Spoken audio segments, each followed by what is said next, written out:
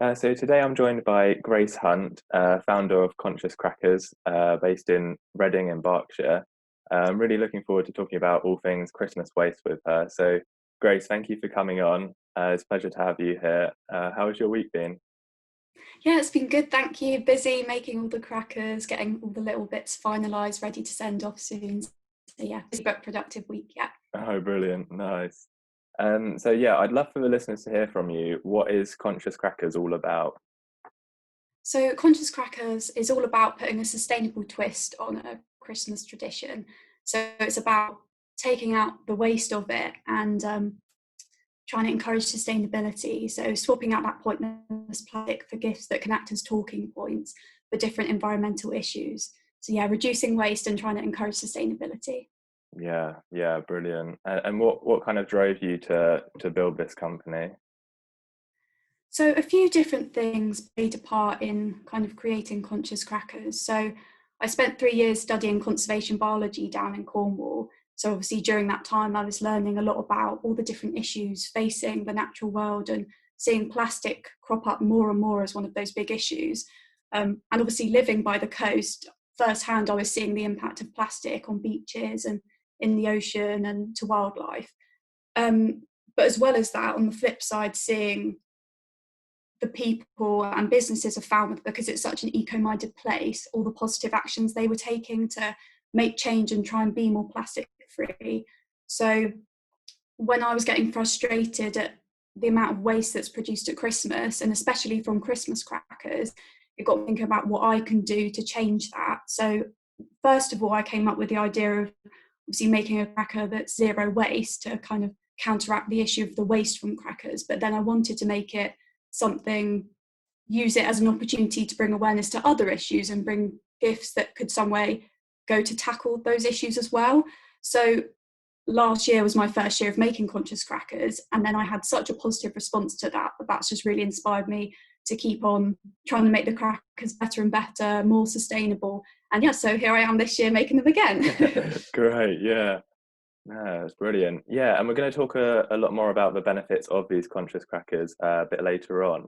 But first, I'd quite like to kind of set the scene and kind of talk about the standard cracker that we find in our supermarkets and shops. So, what is really the issue with these standard crackers?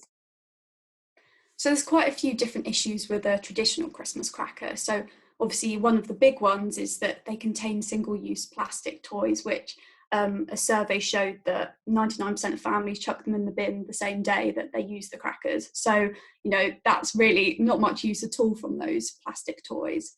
Then obviously the cracker itself, a lot of the time these are made of card, which can be recycled, but if it has a foil coating or any glitter, then that means it can't be recycled. So the kind of combination of those, and then obviously the additional plastic of the ribbon sometimes that's used on them, and the plastic window in the box, that's a lot of waste for a few seconds. And obviously then there's kind of the other issue that a lot of crackers are mass produced elsewhere and then transported. So there's that whole angle of it as well. Yeah, I mean, it completely shocked me to learn that glitter, actually was like a microplastic and that it's getting into the oceans and it's harming like sea life and stuff. It's just such a surprise to me. Yeah, definitely. I think microplastics, because they are so small, can kind of get into every stage of the food web. And obviously, there's the problem with ingestion and the problem with them kind of harboring the chemicals and pollutants that can all cause more damage as well. So, definitely, microplastics are a really big issue. Yeah, because I know actually like some festivals in the UK now they've actually banned the use of glitter. I think they kind of need to bring that to the Christmas products because as much as we like a bit of sparkle, but it's just not really necessary. Yeah, definitely. Obviously, some plastic has its place, but I think glitter is definitely not essential. But I Yeah, think a lot of shops now are trying to remove glitter from Christmas cards and wrapping paper, so it's definitely going in the right direction. yeah, for sure. And also, I want to pick up on what you mentioned about the kind of film around the card on a lot of these Christmas crackers. It is kind of like a plastic membrane, isn't it? And that kind of what I found is that then they can't kind of separate the paper from the plastic, so it will end up going to landfill. Yeah, exactly. And I think it's 40 million crackers end up in the bin on Christmas Day alone. So if you think of all those issues we've just talked about scaled up to that volume, it is really a lot of waste that's going to landfill. Yeah, yeah, and I mean, like you said, it's really, you pull the cracker and then it goes into the bin, same day. You really, I mean, the toys that you get in there, they're kind of, not even 5 minutes of fun, I find. Yeah, a few seconds at best. Yeah, yeah. Yeah, so just the whole kind of concept of it is it's very wasteful, and I think that's what we really need to move away from. Yeah, Uh, definitely.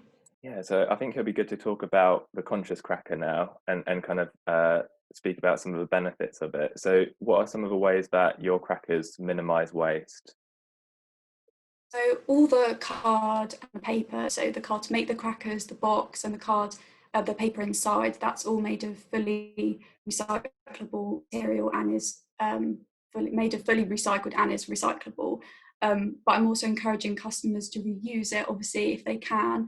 And this year I'm trialing a scheme where I'm asking customers to send back the boxes once they've used them so that I can try and make the process more circular. Right. Um, the only other materials I use that aren't recyclable is twine, but that could be reused in the garden, and if not, then it could be composted because it's made of natural fibre that's biodegradable. So basically, none of the waste from the crackers has to go to landfill. Yeah, yeah, that's brilliant. And also I wanted to pick up on a few things that I was really impressed by was even down to the tape that's used, plastic-free vegan tape, which can be recycled. I mean, that's a great alternative to like sellotape. Yeah, it's a really easy switch that you can make at Christmas or any time round, because that can just be recycled with the card that it's on. So yeah, that's a really good plastic-free switch. Yeah, and also because a lot of times at Christmas we'll throw away like gift wrap or something with the sellotape on, and then that kind of contaminates the otherwise recyclable card. Yeah, definitely. So, you have to make quite a lot of effort to take that off or cut it out before that paper is recyclable. And I think a lot of people, they have good intentions, but they don't realise. So then a lot of the paper can't be recycled even if they put it in the recycling. Yeah, 100%. And another thing that impressed me was the ink that you use in the kind of custom stamp, that's vegan as well and kind of non-toxic. Yeah, so I just really wanted to try and make every single aspect as sustainable as I could.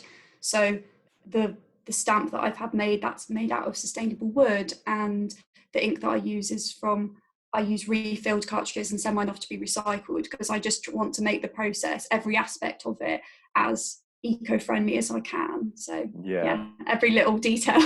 Yeah, and even down to the energy used is on a renewable energy tariff as well, right?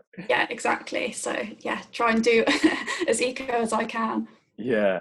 So yeah, we talked a little bit about the gifts and the mindset around it, that you kind of want gifts to be reusable as opposed to just disposable. So could you share with us perhaps what some of the gifts could be? Yeah, so each box there's 6 different gifts, and I wanted to give a range that's really interesting and useful to all friends and family. So some of the gifts are kind of alternatives, plastic-free alternatives or reusable alternatives to kind of showcase really small, easy ways that you can make changes in your life. There's also some tomato seeds and sunflower seeds, which I'm hoping will encourage people to grow their own veg or make their garden more wildlife friendly. So it's about each gift is kind of a little way that someone can make a difference that I'm hoping would then trigger them to think about other ways they could make little changes that then obviously add up to make a big difference overall. Yeah, yeah, that's great.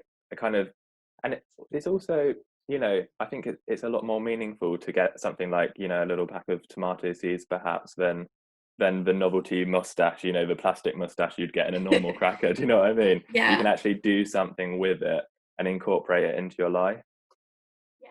So I'm hoping that people will find it, especially, I think, if you're the most eco-minded in your family and you want to kind of share these things that they might not have seen before, then I think it's a fun way of introducing them without having to invest in a whole range of things. It kind of gives everyone a little opportunity to try something eco without having to spend loads of money on it themselves. And I'm hoping that the information that I provide with it is kind of a talking point, and it's a bit of a conversation starter about sustainability at Christmas. Yeah, definitely. Because I know in my family, my nana, she buys the crackers. She'll buy the plastic ones, and I think it's a great way. Even just suggesting that we, this year, let's try a zero waste cracker, and see how it goes, and kind of open up that conversation, especially with a generation who might not be so aware of the environmental issues. Yeah, and I think I've tried to keep, get rid of the wasteful parts, but keep the fun parts. So there's still the cheesy jokes and there's still the hats. So there still are the elements that make the cracker, but we're just taking out the bits that are causing harm to the environment. Yeah, brilliant. And along the kind of the theme of kind of Christmas and the waste that we produce, I wanted to touch briefly on kind of the gift wrap and the wrapping paper that we buy. And we talked earlier about the shiny coating on the crackers, which can't be recycled. It's the same case for wrapping paper. So, what kind of alternatives should we look for in our wrapping paper this year? So a really easy way is just reusing paper, reuse gift bags. If you've got some up in the loft, don't buy and go and get a new roll, use up what you have. Then there's also, you could use fabric, which is obviously a reusable alternative, which is quite fun to do. Or if you obviously do want to buy wrapping paper, then just making sure it's actually recyclable, so it doesn't have the plastic coating like you said, and it doesn't have glitter. It's just a really good way of extending its life, because then at least it can be turned into something else after it's used, rather than just end up in the landfill. So there's quite a few different ways you can kind of make a difference when it comes to gift wrapping. Yeah, 100%. Because it's kind of like, we're taking the paper from, the deforestation, and then we're kind of, we'll put it with plastic on these glossy wrapping papers, and then that's not going to be used for anything. It's just going to go into landfill. So you're subtracting from the planet. Whereas, maybe with some, maybe even brown paper, wrapping paper, that can be recycled and will go into recycled processes.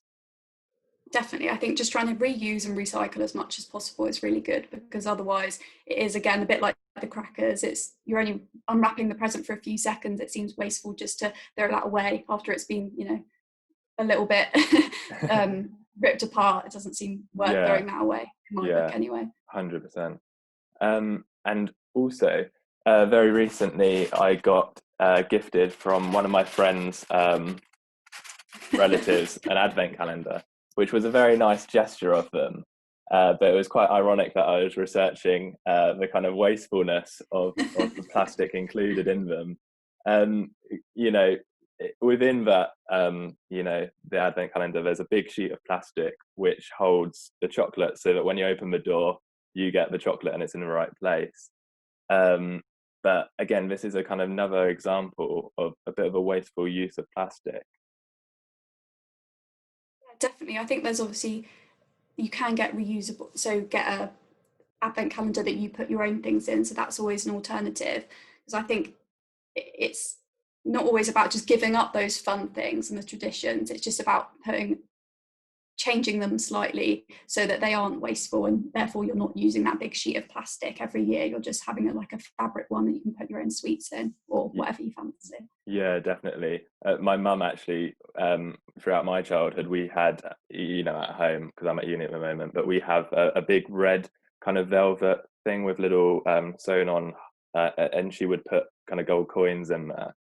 And so, if that was over the course of, say, 15 years that I used throughout my lifetime, then that's 15 sheets of plastic that aren't going, that aren't being wasted practically. And I thought I'd do a little bit of maths and kind of work out, if you were to imagine that all of the kids in the UK, were to get an advent calendar every year for 15 years, this is like top level, so take it with a pinch of salt. But 11 million children over times 15 years, that would be 176 billion advent calendars that would have been kind of just wasted. So I think that kind of puts it into perspective. Definitely. And that's the thing, I think it doesn't, sometimes it seems like, oh, I'm just one person, but when you scale that up and you start thinking about if a lot more people were to do this one small action, then it can make a big difference, definitely. Yeah, 100%. So yeah, and on a very kind of personal level, thinking about how we can make a difference ourselves. When we buy something, we are really kind of buying into the production of that thing. So, how important is it for customers to choose more environmentally friendly options? Definitely think it's important. Obviously, if you can afford to buy eco-friendly alternatives, then you're not only supporting something that's more environmentally sustainable, but a lot of the time those sustainable things are coming from small businesses, which buying them helps to support those as well. And obviously, it's all about demand and supply. I think if big retailers and supermarkets and shops see that there's more interest for plastic-free items and sustainable alternatives, then they're going to invest more in those. So I think it's definitely good because as a consumer, you have a lot of power, even if you don't realise it, in what you're buying is showing what you want in the future. Yeah, definitely. And even if it's a little bit of an investment for a more environmentally friendly option, in the long run, it's probably going to save you a lot more money in the long run. Yeah, definitely. Like with the advent calendars, if you're just buying one reusable thing, Mm. excuse me, that you're refilling, then that's probably going to save you in the long term rather than buying a new one every year. Yeah, and I wanted to talk a bit more about this kind of overconsumption mindset we have around Christmas, because it's not just kind of limited to the crackers and the gifts, but also to food. So as a nation, the UK throws away 74 million mince pies each year, and the equivalent of 2 million turkeys go straight into the bin. So, how does that make you feel, those kind of statistics? I think it's quite shocking, really, that that amount of food is being wasted, and quite sad when you think about how many people are struggling to make ends meet at Christmas. So yeah, definitely quite emotive to hear those statistics. Yeah, definitely. And it comes back, I think, to just, having a bit of a plan for Christmas, perhaps. Yeah, definitely. I think planning out your shops and your meals carefully. I mean, this doesn't just apply to Christmas. I think food waste all year round. But just planning carefully so you're not buying too much, and even something simple like letting people choose their own portion size on Christmas Day can be a really good way of not kind of overpiling the food and then obviously having to put it in the bin. Um, and obviously making sure to use up leftovers. There's nothing wrong with um, eating the food the next day or using it in a new meal or freezing it and having it another time. There's loads of really easy ways that you can reduce food waste, and even trying to swap traditional Christmas food for plant-based alternatives can be a really good way to make a difference at Christmas, because obviously the meat and dairy industry is responsible for so many greenhouse gas emissions. So not necessarily having a full vegan Christmas, but switching out some of the things could be a really good way, again, of trying to have a more eco-friendly festive season. Yeah, 100%. I've recently been looking into that kind of realm of, the diets myself, and it's really interesting. But yeah, definitely just, even just taking the time, set a couple of hours aside to kind of sit down with a bit of pen and paper and plan out the meals over Christmas, so that when you go to the shops, you have a bit more of a structure. And I think, Yeah, you know, also, when you're in the shops, the thoughts that go through your mind is, oh, what if I want a little bit extra, or I want a bit of this, and I think, kind of taming that could help a lot. definitely. I think being wary as well of deals, not just buying things because they're good value, just buying what you would genuinely need for Christmas. Yeah, yeah, definitely. Um, yeah, so I suppose if I think that's all of the questions I've got, actually. That's brilliant. Nice one. I've got one more. Which was about, I wanted to ask, about maybe the feedback that customers have given you from your conscious crackers. Yeah, so I had really positive response to it last year, which was really nice. And it's been good to see that some customers, so for example, one because of the plastic free soaps last year, it made them think, oh, maybe I can stop buying shower gel. And for a whole year now, they've just been using plastic free soap instead. So I think it's nice to see that actually it has made a difference, and it's made people think about little changes they can make. And I know because of that, now this customer started thinking about other plastic free swaps they can make, like in their bathroom and then their kitchen. And then it starts, one little thing has a triggered effect and then makes a lot of other changes. Kind of So snowballs, yeah. yeah, exactly. Because I think that's the thing. It's not about a few people having a perfect zero waste Christmas. It's about everyone making a few changes to their lifestyle that just are more sustainable overall. So it's about everyone just trying to make a few little changes that really add up to make a big difference. Yeah, definitely. Every small action just helps. Yeah, Yeah. brilliant. So thank you for listening today. If you'd like to check out Grace's Conscious Crackers, definitely do so by visiting consciouscrackers.com or Conscious Crackers on social media. We'll post up the links below. Grace, it's been a pleasure talking to you. Thank you so much for coming on. Thank you for having me. It's been lovely to chat about the crackers. Brilliant. Nice one.